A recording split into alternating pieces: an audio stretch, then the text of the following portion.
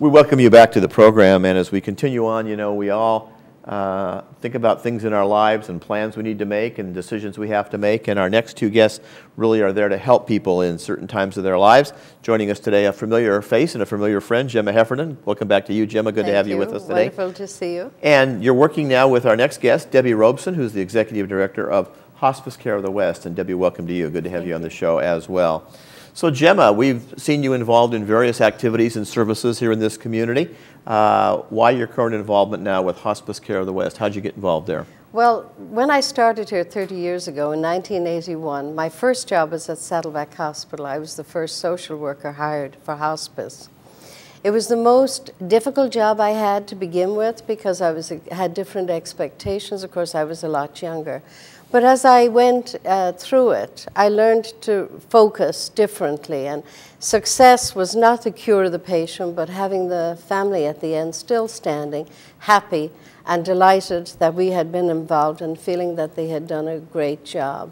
So even though I've taken many detours along the way, I always felt that I would come back at the end of my career to hospice. All right. I chose this hospice because of the focus and the mission, which is very different to the other 60 hospices in this community. The focus is on celebration to life, which Debbie is going to talk to you about in a little while. But the whole focus was on the family, on a life review, on an opportunity for them to share with family. And we're always astounded that some of the stories that they tell us in this life review is news to the family. They have never realized some of the things that are revealed at this stage, which Debbie will tell you about. You know, I think a lot of us saw the film a few years ago, Saving Private Ryan. Yeah. And that actually opened the floodgates, at least in a lot of the World War II era veterans, to kind of share their story and tell their story, which maybe their kids and grandkids had never heard. Never heard. They knew that Grandpa was in the war some time ago, but they really didn't know much about it. You're doing a lot of focus right now on veterans, Debbie. Talk a bit about that special thing you're doing with veterans in the program you have there. At Hospice Care of the West, we appreciate our country's veterans, and we really want to show them that. We realize that at this time of their lives, many of them are facing unique emotional issues, possibly affected by their time in service, and we want to just really be able to put our arms around them and help them to work through these issues with their loved ones and whoever that is around them at that time. We work very diligently first to identify them. We realize that as a hospice community, they weren't always identified, and so 1 in 4 dying Americans is actually a veteran. And so we ask every person when they come on our service if they've served. We have a checklist that we go through so that we really understand them, and we give them access to benefits at the VA that they may not have even known that they had the ability to access. And we celebrate with them by giving them a beautiful certificate, thanking them for their service. So our organization is what we call VA-centric. And basically that means from the time that we meet that family until the time that they're no longer with us, and through the 13 months of bereavement that follow, that we're really with them. We weave it throughout our program. So not only are you serving, in this case, the veteran or the person that's a client of your organization, but also the family after the fact. And I think that's probably where some of the things Gemma talked about comes in as well, of helping the family really to celebrate that person's life and remember them, to be with them at the end, but then also to really memorialize them and acknowledge the things they've accomplished in their life. Right. We had a gentleman locally who was a veteran who turned 100 years old, and he, rather than to have the party, but the party afterwards, we decided to help him have a party before. He invited 200 of his closest friends, came to the party, the honor guard came, presented him with a flag, and it was just a fabulous time for him and his loved ones. That's great. Yeah. Certainly nice. I know you're, like most businesses these days, getting involved in the social media, as they're calling it, using the internet to benefit your folks in your program there. And I understand you've got both a blog and a website. Talk about some of the differences and some of the things those have to offer. A blog is a two-way conversation with somebody or the community. A website is really a destination. It's a place you go for information.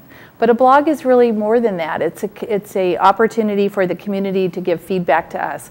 So about 1.5 years ago, we started a blog, and it's called Our Celebration to Life, and it's a one-stop place for somebody to go and not have to navigate different websites, but really to click on something that interests you.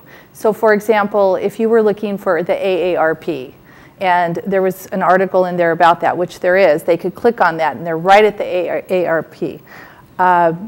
Or if somebody wanted to do advanced directives and they're not sure about what kind of advanced directive to do, they can go right on the blog and click on different types of advanced directives, and it takes you right to the site where those more information. So that could be helpful to the individual or to the family member who's assisting them through this process. Yeah, sounds like a great thing. Something else you're doing, I understand, and we do it here, of course, with video. You are doing a life review video program. Briefly mention that. We are. We're very proud of our life review video program. Hospice is, let me just start by saying, hospice is, if you're a Medicare certified hospice, you have to do certain things. Your programs need to have certain elements. But the life review video program is above and beyond what a normal hospice would need to do. But the video actually helps somebody to preserve their legacy. People have expressed to us that one of the hardest things is towards the end of life, is sometimes not feeling that their life had a recording or had value and that sort of thing. But this way you can leave your legacy. And as Gemma said, people say things during the life review process that sometimes they had not told their family before. Right, so it's a neat time. Learn some important things. Right. Gemma, we got about a minute left. Maybe 1 or 2 tips. We're coming up on the holiday season. People, you know, the happiest time of the year supposedly, but also remembrances. It's very difficult for those who have lost somebody, and it's absolutely horrendously difficult for caregivers at any time, but particularly now where they're trying to do all the extra things that happen. The saddest thing that I encounter in this job is that people don't know we're there. People don't know that this service is available, and sometimes hospice gets a bad rap, and it sometimes gets a bad rap through the doctors saying, I haven't given up on you yet. You know, so that sort of imparts a message that if you go to hospice, your cardiac condition and other conditions wouldn't be taken care of. In our hospice, we continue on your medication. All of these are covered. We make sure you continue to see your own doctor. You don't have to give up your own doctor. And we have physicians then who will come and monitor the part of your illness that we're covering. Right, right. That we're brought on for. So the sad part is at the end when a family will say to me, I never knew you existed. I am so sad. If I had known, the last 6 months of my husband's life would have been so much easier and my life would have been tolerable. Right. So we have to realize it's available. You could have an assessment at no cost and we determine whether or not you're appropriate for hospice. But I want to say you have a wonderful social services department in this community. If you're struggling with caregiving or struggling with the loss of somebody, call. And you also have our 800 number there. We have social workers who'd be happy to talk to you. But start with your own very talented staff here who can help you through this process. Lots of ways to get help. Debbie, final comment?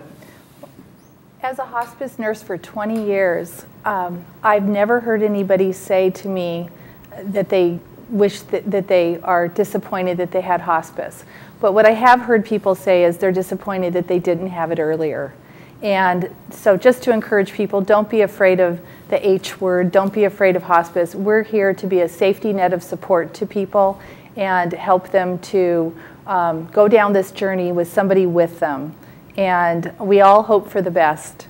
Great. Debbie, thank you. Gemma, thank you both for being with us on the program. The number there on your screen if you want.